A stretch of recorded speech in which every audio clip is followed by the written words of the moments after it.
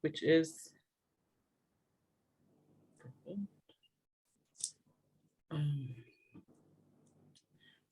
okay, so today we are doing the Shir Yom of Friday, which is Tzadik Gimel or 90, chapter 93, for anyone who is following in the text.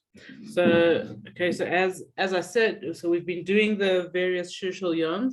Next week, please God, we're going to do a chapter of Tehillim that's by request, 44. If anybody has requests for which kapitel of Tehillim that you want to do, please give them to me. I'm keen to fulfill those kind of requests where possible, if possible.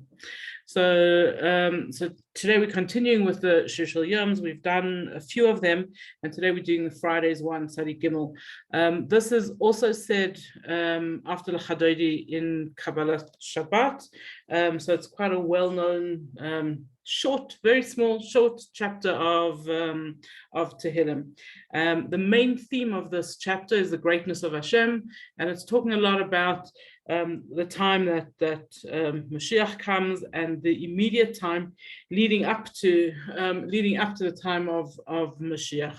And so, why Dafka is it Friday's Shir Yom? Why is it the one that's read on a Friday?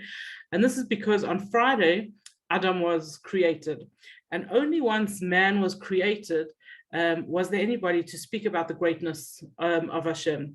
Up until Friday, the world was the world, and we presume that there was godliness evident in the world, or I shouldn't say presume, we already know there was godliness evident in the world. Everything was in Gan Eden, but there was nobody there saying God is great. There was nobody there who could express or tell somebody else that God is great. And only once Adam was created, there was somebody to express the greatness of God. And so when we do a kapitel of Tehillim, which speaks about the greatness of God, this needs to be on a Friday, the day that there was somebody first there to express this greatness. Interesting, just side thought thing is that if you count the words in this chapter of Tehillim, there are 45 words, which is the same gematria, the same numerical value as the word Adam. Aleph is 1, Daled is 4, and Mem is 40. The 45 words I'm talking about. So this was Adam proclaiming the greatness of Hashem, the greatness of God. It actually says that when Adam stood up on 2 feet and walked, and then he started speaking, all the animals in Gan Eden started looking at him and imagining that he must be God. This must Taka be the creator. They haven't seen the creator the whole week.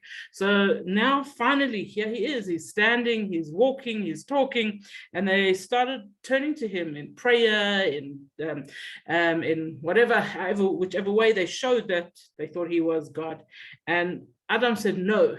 He said, no, Hashem Malach, Hashem is the king. Geut Lavesh, he is, and he began to say this kapitel of Tehillim. It's funny though that in all the different commentaries, this chapter of Tehillim is not attributed to Adam composing it, even though we say that he said it. And this really is confusing for us when we start thinking about history and the order of history. But this is one of the chapters that is contributed to Moshe Rabbeinu, that he was the author of this kapitel of Tehillim.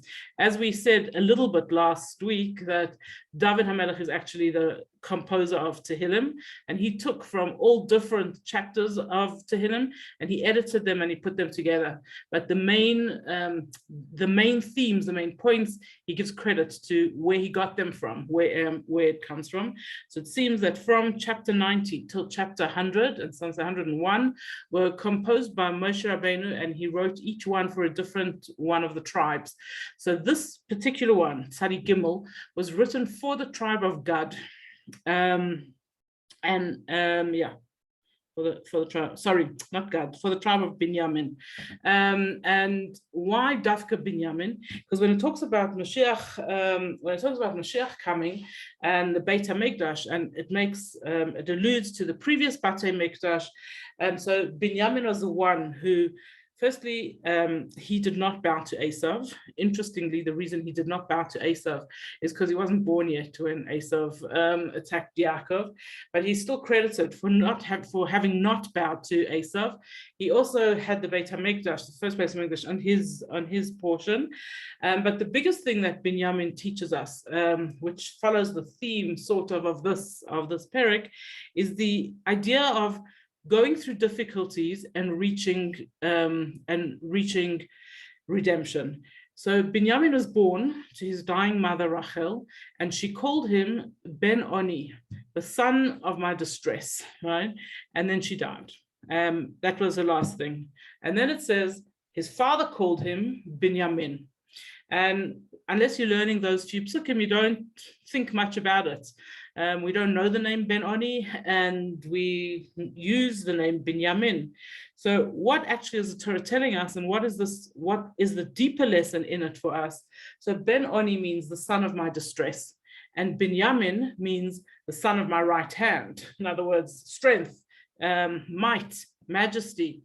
And Binyamin's names were very much saying or telling us that in order to reach Binyamin, in order to reach a place of majesty, of greatness, of wonder, there are times that people go through Oni, that they have to go through difficulties in order to reach greatness and redemption. And this is Binyamin. This is going from Ben Oni to Binyamin. And that's what this kapitel of Tehillim is going to speak about, the fact that we are busy going through Galus, and we're going through the difficulties of Galus. In other words, we are in the Ben Oni stage, but we know that there will be a Binyamin stage, that we will come to a time of redemption. And the interesting thing is that nobody's called Ben Oni. We don't even think of Binyamin as Ben Oni now. He's been Binyamin since the minute he was born. Since that time where his mother took her last breath and called him Ben Oni, from then on he was Binyamin. Because even when we're living through difficulties, the way we survive them is by looking forward, by knowing that even though right now I might be Ben Oni, but there is Binyamin, okay? I really am a Binyamin.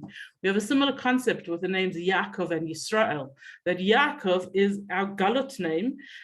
It's talking about the Jews while we are in Galut, and Yisrael is talking about the Jews in when we're great and high and powerful. And yet we call ourselves Bnei Yisrael, children of Yisrael, even while we're in Galut, because we are not Galut people. We are Mashiach people who are living in Galut at the moment. And therefore we are Bnei Yisrael, as Binyamin is Binyamin, even though at the time we might be going through the hard time, we might be in a Yaakov state or a Ben Oni state, but in truth, that's not who we are. That doesn't describe us as a people. If you have a look at the Perek Tehillim inside, so it says, Hashem malach geut lavesh. Hashem rules, he dresses himself in majesty. Lavesh Hashem dresses himself, oz hitazar, in strength and in might. Aftik and tevel baltimot. And he makes the world stable, it cannot be shaken. So the picture that David HaMelech is painting for us is of a king, a mighty king, dressing himself up in beautiful robes of grandeur, and he calls the clothing over here geut, which we're saying is majesty. He also refers to it as oz hitazar, strength. Strength and majesty, strength and beauty. So to understand what happened in the world at a very surface level, what was happening in the world, before creation, the world was just a spiritual place. It was just a place with nothing physical in it, just about, and just godliness. And there was godliness everywhere. But there would not be able to be such a thing as a human being in it, because human beings are physical and we aren't totally godly. So what did Hashem do? He started creating. And as he created, with each creation, each thing that he made, some of his godliness got covered up. So he started concealing himself so that we could have this this world that we could live in, that there could be physical people living in. and also that we could experience godliness, because we go the other way. So God went from spirituality and he made physical things, covering up his spirituality. We, on the other hand, look at physical things and we try to find the spirituality, the godliness in those physical things. And this is what it means when it says in Tehillim that Hashem ge'ut lavesh, he dresses himself in this might. What are clothes? What are clothing? Those are the things that cover us. When you look at somebody's clothing, you're not really seeing the person, you're seeing what the person is wearing. So we can dress up as Superman, put on a Superman outfit. We aren't necessarily Superman, but to the outside world, they're seeing Superman, right? So our clothes are what show the world what we want, what kind of relationship we want to have with the world. And actually our clothes are our relationship with the people around us very much, because what we choose to wear tells everybody around us about us. So that's why different people have different clothing in taste, and we like what some people, we don't like what other people wear. We choose specific things for different places that we go to, because our clothes tell the people around us so much about us. So when we say about Hashem, that Hashem clothes himself, Hashem lavesh, ge'ut lavesh, or oz hitazar, these are the different things that he clothes himself in, then we want to understand what that is, because that's what Hashem is showing us when we say, let's see God, that these are the clothes that he's wearing. This is the how he's showing us who he is. So what is the main thing that he's telling us? He's saying he dresses in majesty and he wears clothes of strength and grandness. What is this majesty? What is this strength and grandness that he's showing us? So the first thing, this ge'ut, this majesty, is that we are able to see godliness if we want. You can look at the physical world, you can look at a table, or you can look at the nature outside, or whatever you choose to look at, and you can see godliness. This is ge'ut, that Hashem has shown us his majesty through every single thing in the world. He's showing us how great and how and how amazing he really is. What is this concept of oz hitazah, that he dresses himself in strength? So we're told that oz is Torah. If you want to see Hashem, look at his clothes. In other words, look at his oz, look at the Torah. You want to understand a little bit and feel godliness, study Torah. And Chazal tell us immediately that anybody who studies Torah, however little or however much, that is how we connect with Hashem. It's how we are able to see through his clothes, so to speak. It's how we're able to understand what he's showing us by what he wears. And the Rabbi Gamliel says that if a person wants to reflect godliness, he wants to be like connect with Hashem, then oz hitazar, he should also dress himself with Torah. And so each time we do something that is Torah, in other words, we study, or we do a mitzvah, or we're nice to someone, or we give tzedakah, we do something that is like Torah based, we connect a little bit more with Hashem, a little bit more with Hashem, and a little bit more with Hashem, and that's how we develop our relationship with Hashem. David HaMelech continues, and he says, it's true that your throne has been there from the beginning. You are there forever and ever. And this is just a simple statement. We all think that there's new things that we're looking for. We're looking for Mashiach. We're waiting for this thing to happen in the future. We're all various parts of godliness that we're waiting for. And David HaMelech says to us, no, this has been here already for a long time. It's just that we haven't accessed it yet. And so Chazal tell us that there were 6 things that were actually created before the world even was created. So the Kisei HaKavod, the throne that Hashem sits on, the Mashiach, the fact that there is a Mashiach, the Torah itself, the Beit HaMikdash, the Jewish people, and the concept of teshuvah, being able to do teshuvah. And these 6 things were created even before the world was created. So as we see them happen, it's nothing new. David HaMelech says these are things that were here from before. Okay, and so even when we see Mashiach, it won't be something new. It will be revealing something that is. He continues, and he says in Pasuk Gimel, he gives us a picture of what is happening in the world today. So he says, Nas'u Naharot Hashem. The rivers have raised up Hashem. Nas'u Naharot Kolam. The rivers have raised up their voices. Yis'u Naharot Dachyam. The rivers have raised up their waves. So the picture, a visual picture of what's going on, the rivers, the waves, the noise, keeps on using their voices, the roar. So anyone who likes being near water knows the power of water, the huge power of water, and water in its different moods. Okay, so I think personally, I think that there's nothing more powerful than an angry sea. Standing back by the beach on a promenade when the sea is gray and angry and waves, you see the absolute power.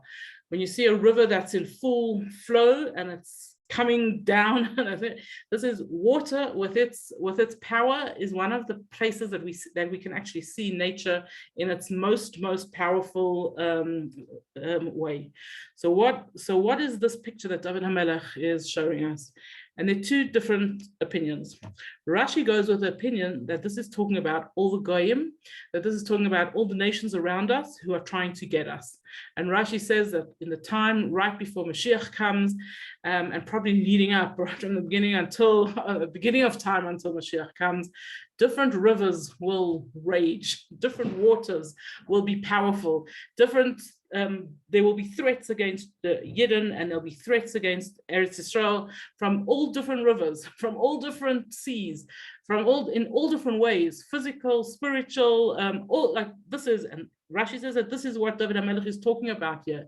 He's saying that when we see all these powerful countries and powerful different kinds of people, and we see all of them go for us, we should know that's normal. That is prediction of what was going to happen. And as he'll say in the next pasuk, you Hashem are more powerful than all of them when you want, if you want, right? So this is the first understanding of this, that the Naharot, that the waters are all talking about those who want to crush or destroy us. Then there's the other opinion, comes from the Malbim, and he says that all of creation calls out to God all the time. That's thing, but we don't always see that. We don't always understand how all of creation is connecting with God. Sometimes we see it, sometimes we don't. He says when you want to see absolute power, you look at water. And we look at water, which is, there's more water than any other creation. And what do we see the water do? That the water calls out to God. Every creation calls out to God, but the water, the most powerful of all creations, it calls out to God in the most powerful, the most courageous way. I don't know how many of you are familiar with a book called Perek Shira, the book which describes how all of creation turns to God. I think one of the amazing things about it is that it gives us this understanding, this realization that the whole world is calling out to God. Every single thing, whether it's the wind or a mouse or a thunder crash, whatever it is, every single part of creation is calling out to God. And this is the picture that David HaMelech is giving us over here. He says, you imagine for yourselves the most powerful scene that you can in nature. And for David HaMelech, it seems that is the waters and the power of the waters. And you imagine that for yourself. And do you know what the water is doing? It's calling out to God. The water is calling on God to end the galus and to bring Mashiach. The water is calling on God to move us from a place of Ben Oni to Binyamin. And he says, this is what it means when it says that the rivers and the seas in their power are raising their voices. Pasuk Daled, he says, Mikolat Mayim Rabim, from the calling out from the big waters, Adirim, deep ones, Mishberei Yam, those that the waves of the sea, Adir Bamaram Hashem. Hashem, you are the highest, the most supreme Hashem. So carrying on that picture, if we want to, of the original picture of the waters being the nations that want to crush us. So we call out from below those waves in that water, and we call out Mikolat, we shout out from Maim Rabim, from these waters that seem like they're drowning us. And what do we know? Adir Bamaram Hashem, that you, Hashem, are the greatest, that you have the power and you will look after us if you want to, and you can and you will, and we don't have to be scared of anyone who is threatening us.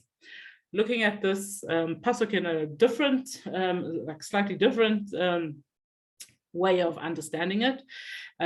So the Medrash tells us that on Monday of creation, Hashem separated the waters above and the waters below. So why did he do that? This is part of Hashem dressing, as we explained right at the beginning. He was making a world. He was concealing himself. Up until then, there was just godliness in the world. So there was no division between the top waters and the bottom waters. But when Hashem wanted there to be a physical world, a heaven and an earth, he had to make a division between the waters above and the waters below. And apparently, says the Medrash, the waters below were very upset.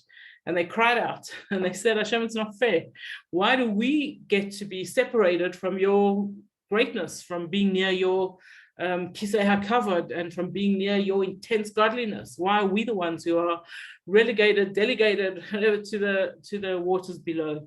And Hashem said to them, don't worry. There will be a day where my glory will fill the world again, and everything there will be so much godliness in the world again that you won't feel like you were pulled away from my godliness. And that is the Mayim Rabim crying out, we call it Mayim Rabim, and Hashem's promise, Adir Bamaram Hashem, that eventually you will say, Hashem, you are supreme again in the heavens. The Gemara tells us that, also just talking about the greatness of waters, the Gemara tells us that the Roman emperor, Hadrian, tried to figure out how deep the sea was. The Gemara is discussing that the sea is so big and so powerful that people have been thinking about its bigness, its depth for centuries already. How big is the ocean? And so Hadrian had a plan. He got ropes, lots and lots of ropes, and he started dipping them into the sea. And it's okay, this one is not touching the bottom. So he tried another one. This one's also not touching the bottom. He tried a longer one. This one's not touching the bottom, until a voice came out and said, Hadrian, you will die before you finish measuring how deep the sea is. It's not possible to. So then he decided to try a different plan, and he started taking people and putting them in chests and dropping them into the ocean and then pulling them out again. And it says that when they came up, they said, we didn't hit the bottom of the ocean. Okay, we never reached the bottom of the ocean. But what we did hear is that we heard the ocean singing its shira. And what was the ocean singing? What was it saying? Adir Bamaram Hashem. Hashem, you are the most supreme in the heavens.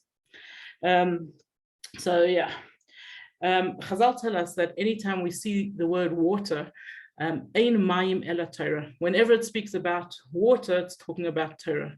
And very often we use this mashal to explain that just as no one can survive without water, so no one can survive without Torah. And simply Chazal comment on this little picture that David HaMelech is painting over here, this picture of the waters and the power of the waters. And Chazal tell us that if you want to believe in Hashem, if you want to have emunah, if you want to increase your emunah, then you need to go into the water. And what is into the water? You need to study. Study of Torah is what is going to connect us with Hashem, and it's what's going to give us emunah.